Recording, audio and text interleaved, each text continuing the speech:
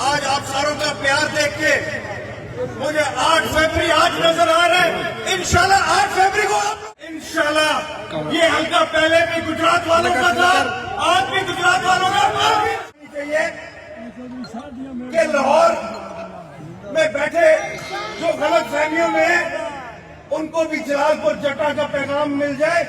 पाकिस्तान मुस्लिम league 5 साल इन्होंने हमारे जिले को अंधेरों में रखा, 5 साल इन्होंने हमारे हल्के को, हमारे जिले को फंड से दूर रखा।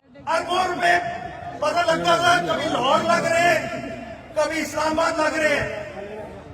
गुजरात का ना जिक्र था ना फिक्र थी। जलालपुर जटा में लोगों को लगा कि लाहौर से लीडर लेके आएंगे तो शायद जलालपुर जटा में हमारे हल्के में हमें कोई डेंट डाल सकेंगे।